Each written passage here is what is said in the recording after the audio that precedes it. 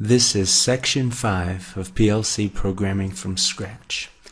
Now that we have a little bit of understanding about PLCs, about automation in general, about the different types of signals we'll be working with, we've learned a little bit about programming instructions, we're going to start putting those into practice and developing an actual program from scratch. The first step of creating that program is opening the RSLogix 500 programming environment, which we see on the screen now, and of course clicking on the New File button on the top left of the toolbar. That brings us up this processor type window with a list of all of the Allen Bradley PLCs compatible with this programming software. So we're going to program for the MicroLogix 1400 Series B, which is the latest revision of the MicroLogix 1400 PLC. That is probably one of the most popular lower-end PLCs on the market today. We'll go ahead and give it a name of PROC1 for processor 1, and down here where it says Communication Settings Driver, we have a choice of 4 different network protocols that we can choose from. Now where those come from is a separate program also made by Allen Bradley called RSLinx. And RSLinx is a program that is made by Rockwell to manage networks and connectivity between PLCs, HMIs, various types of servers, and we will get into this software in another section. But for now, it's just a note that this is where these choices are coming from under Communication Settings Driver. And we're going to go ahead and pick the MU500, which is the emulator driver. Processor node will be 1, and that's going to be our default node for any of these projects we're doing here because we only have one processor. We can go ahead and click on Who Active, and this brings up a smaller version of RSLinx, which shows us the different communication drivers that we have installed and configured at the moment, and it shows us if there's anything available such as processors or other devices that we can communicate with. And in this case we've got a MicroLogix 1400 which is being shown as offline, and that's okay because our emulator isn't running right now. So we can go ahead and pick that, and that's going to be the network location that this program will communicate with by default once it's set up in time to download. So we'll go ahead and click OK, and now it brings us to a very familiar view. We see our project navigation pane on the left, which is already populated with Ladder 2, which is our default program. That is our main program, so I will right click on that, select Rename, and go ahead and give it the name Main. That way whenever we add other program files to this, we'll be able to look at a glance and know that is our main program file. So the first thing we want to do is we want to configure our controller. So we make sure we have our MicroLogix 1400 Series B. We have the processor name that we put in, PROC1. And you see it gives us a little bit of information general about our program, that right now we have 3 program files. It says we have 9 data files, and when we look over here under data files, it starts us out with a file for outputs, a file for inputs, status, binary, and a few other data files, and of course we always have the option of adding as many more data files as we need of any type. When we click into controller communications, Here we see our driver configured, so if down the road we need to change our driver, such as going from a programming and testing environment into going to a live environment, this is where we can select and tell it we don't want to communicate on an emulator anymore. Now we would like to communicate on an Ethernet with an IP address. After we've set up our controller and we've set up our communications, we're ready to go into the next step, and that is selecting our I/O and configuring that, and that will be the topic of our next lecture. I'll see you then.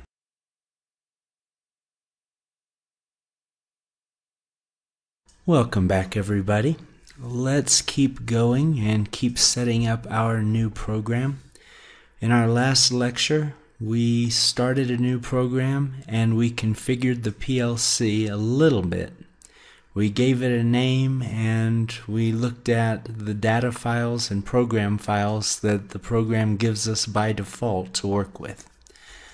The next thing we're going to do, after we already configured our controller properties, we want to come below there and double click on I/O configuration. And by now, of course, we all know what I/O is. We're all very comfortable with that term. And now we want to set our PLC and set the program up to interact with those inputs and outputs.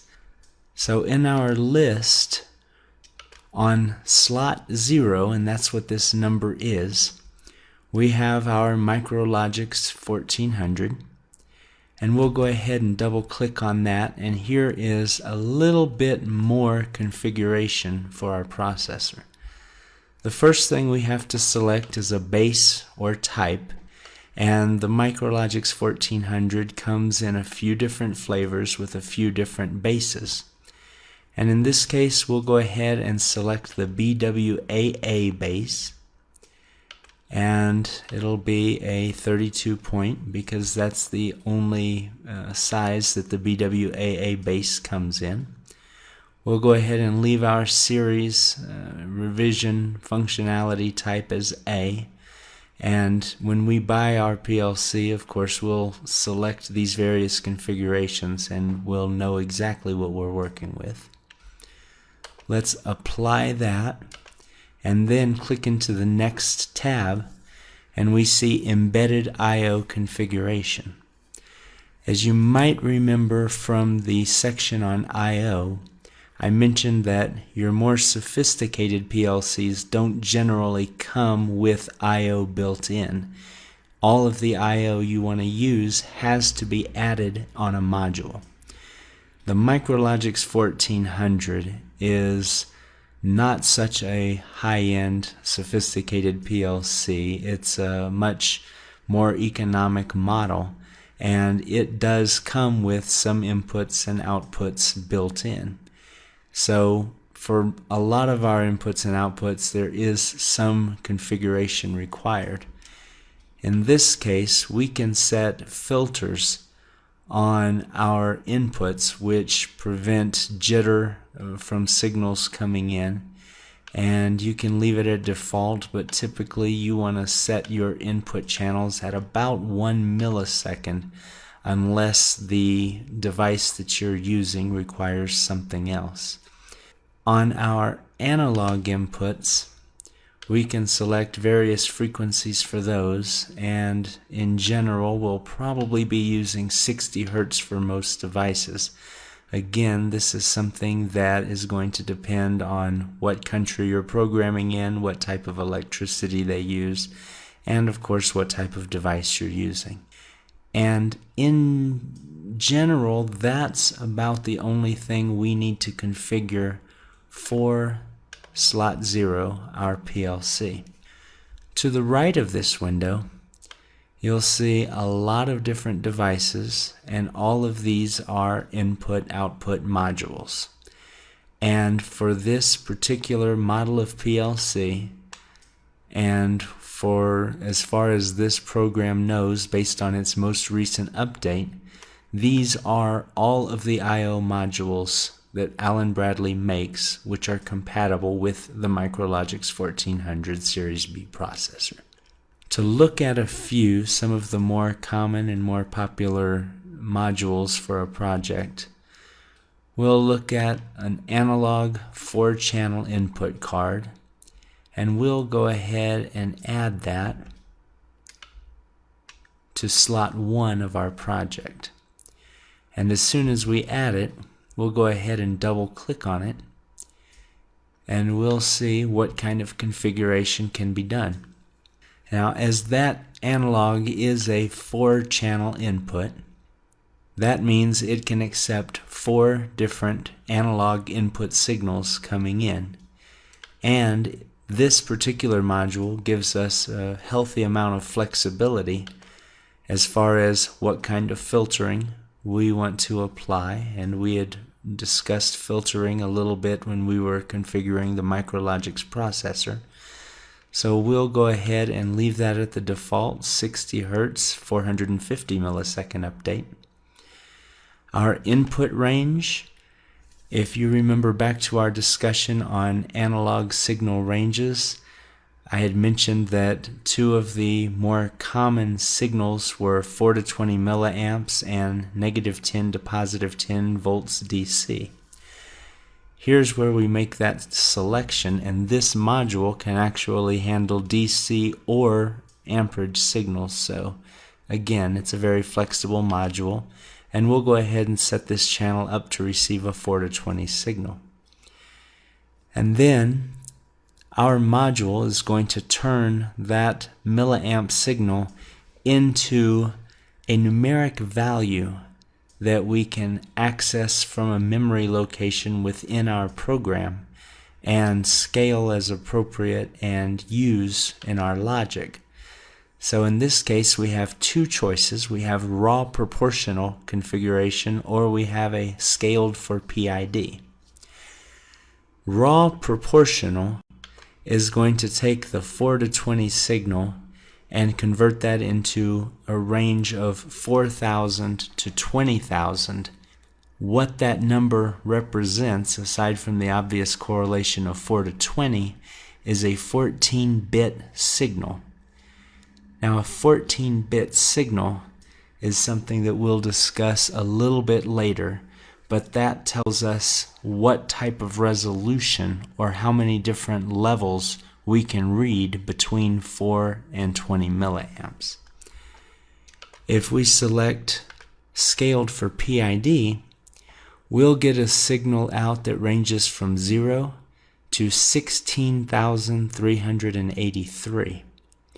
And that is a number that's come up before, and I promised that I would get back to and we would mention again.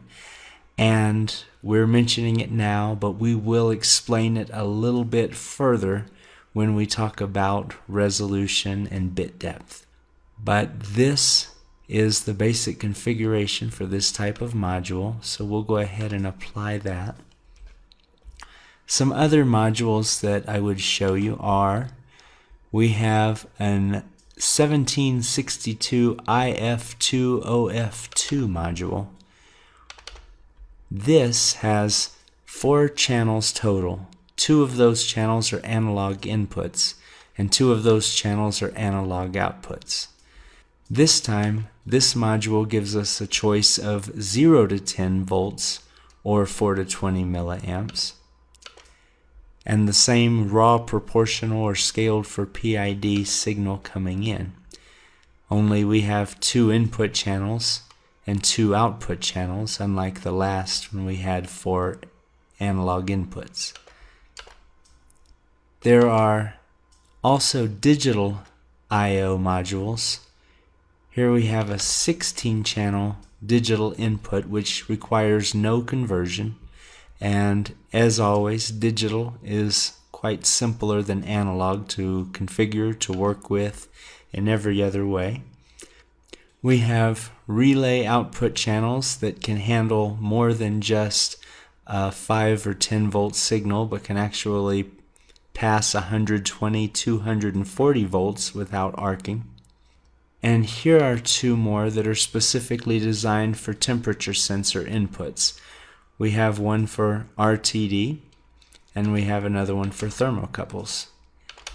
and of course, being analog signals, they require a little bit more configuration. So first, we have the choice of actually enabling or disabling each channel. We have several more options for the data format. We can even choose what type of thermocouple that we're going to be connecting to this channel. We have frequency filters, and we can even determine if we want to work in Fahrenheit or Celsius. So again, very, very flexible modules. And I won't cover the rest of these modules. Many of them are going to be self-explanatory, but it's good to know you have that kind of variety when you're designing a project and when you're writing a program. You're not going to have to spend money on a lot of channels of input and output that you're not going to use.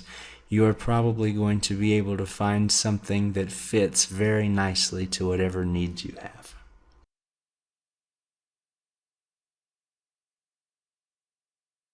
Okay, we're not going to put this off anymore. I've been threatening to give a more proper explanation of resolution and signals, and we're going to do that right now.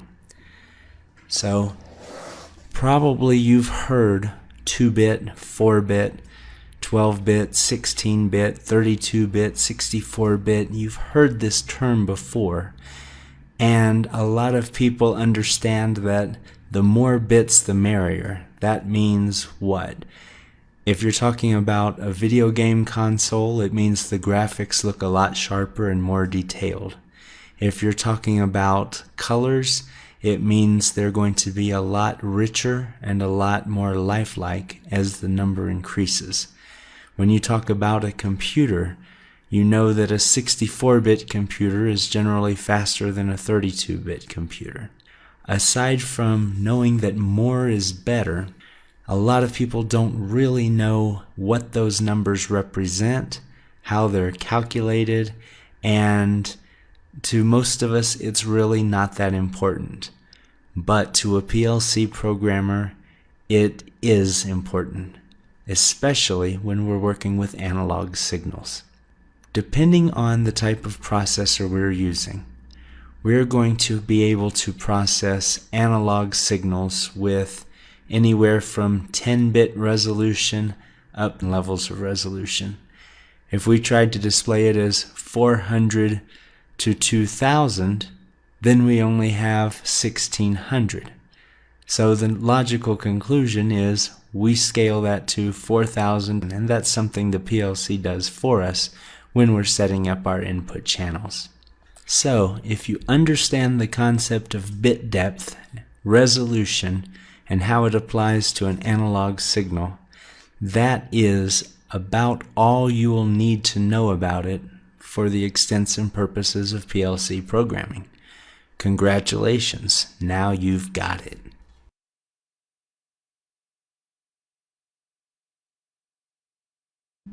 Now that we've covered our bit depth and resolution, let's get back into our programming environment and jump to the next part of understanding program setup.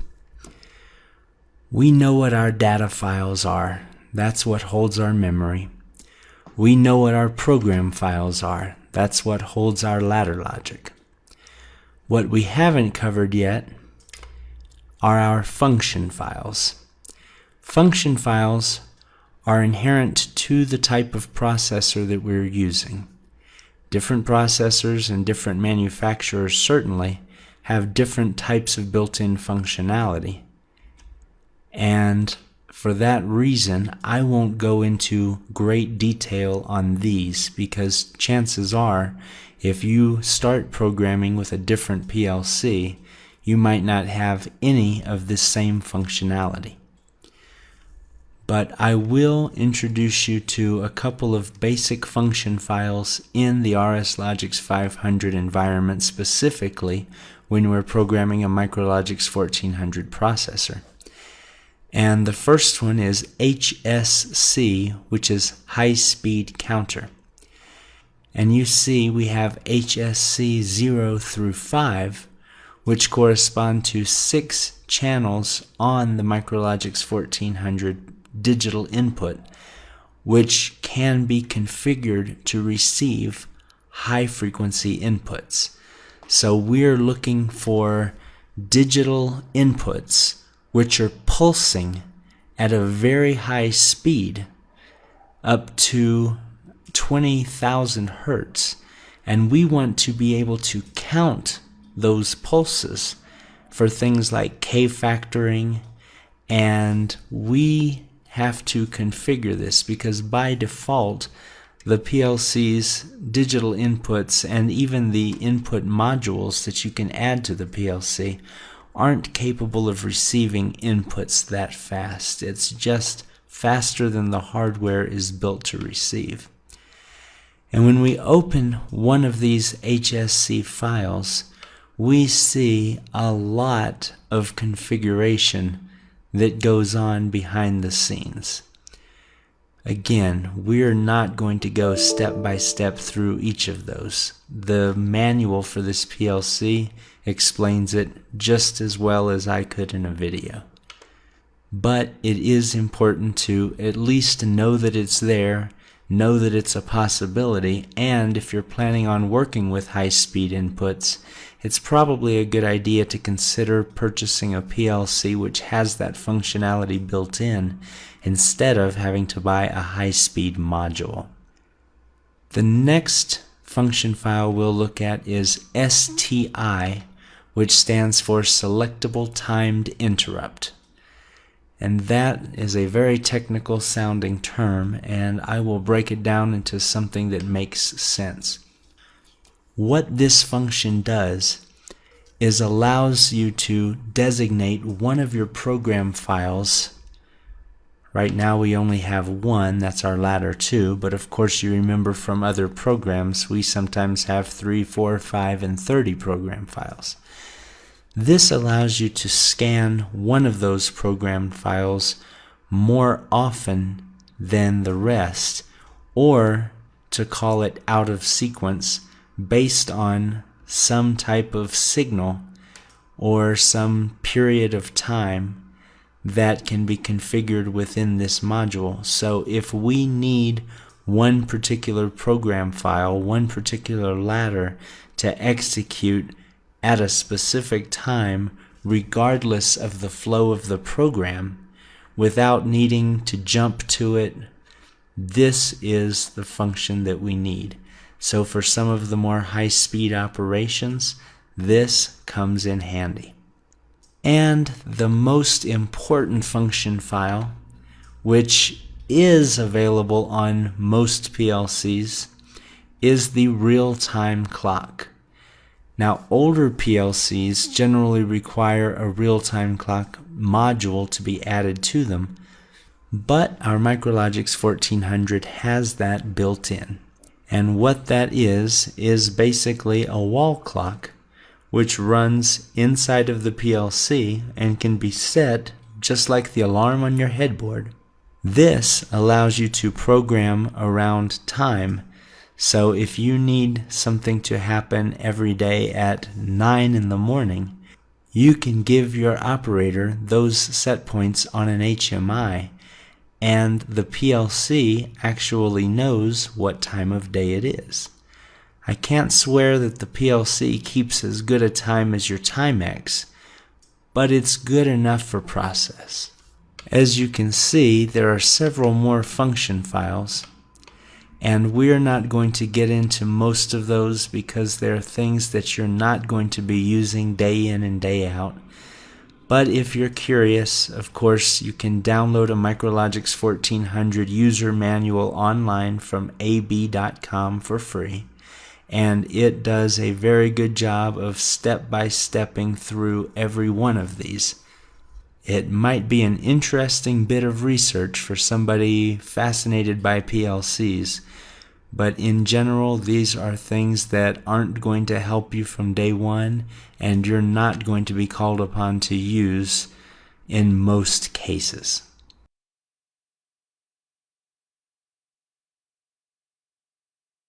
Now, the last thing we want to talk about in this section is our program files.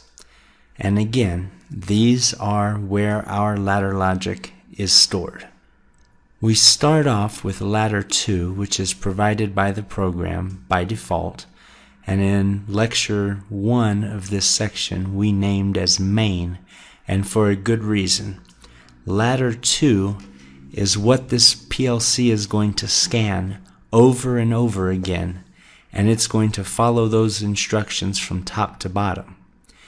So if we add any more ladders in our program files, the PLC will never look at them unless we tell it to specifically by giving it directions to go from main to jump to another subroutine, and then perhaps from there even to yet another subroutine, or more traditionally, we call all of our subroutines out of main. But for now, let's add some of those subroutines, also known as ladders or program files, by right-clicking on the program files label, selecting new, and it automatically gives us the next available number, and we should name these appropriately based on what type of logic we're going to put in them. Now, there are no firm rules as far as what you should call your ladders, what ladders you should have, how your ladders should be ordered, and in general, none of those things are really going to affect your program. When determining how many ladders to use and how to break them down, we look at a few different things like complexity of the program, size of the program, how much logic are we actually using, and the functionality of our program. It's probably not helpful to have a ladder with only one rung of logic on it, any more than it's helpful to have all of your logic in one ladder and to have 500 or 600 rungs of logic all in the same place. It might seem a little easier when you're creating the program, but if you ever need to go back and troubleshoot it or modify it, or if anybody else ever needs to pick up where you left off, they're going to have a very bad day. So let's consider some of the possibilities of different ladders we might want to add in a program. One thing we might know from the start, we're going to want some alarms. We're going to want to be able to call attention to anything that goes wrong in our process. So let's go ahead and set up an alarms ladder. And maybe we know we're going to be working with I/O, so let's go ahead and put an I/O ladder into this program. And alarms are great and I/O is important, but what are either of those without control logic? So we'll put one more ladder into this one, and we'll just call it simply controls. So now we have an idea of how we're going to break down our logic. This would probably work if we only have a handful of I/O and not a very complex process. But what if this process is controlling 20 pumps, 30 tanks, a filling station, mixing vats, boilers, and heaters that run several different processes each? Now, this breakdown might not make sense anymore. Now we might want to have 6 different controls ladders. We might want to have 3 different types of alarms. We might want to segregate our I/O out even further. So this is a very subjective part of the program, but what you want in the end is a program that's manageable. You want to be able to find what functionality you're looking for. You want to find where an input comes into your program. You want to locate an alarm very quickly when it's necessary. You want everything to be organized appropriately from the beginning, because for the rest of this program's life, the way you lay out your logic between ladders can either make everybody's work a lot easier or horrendous. That's completely up to you.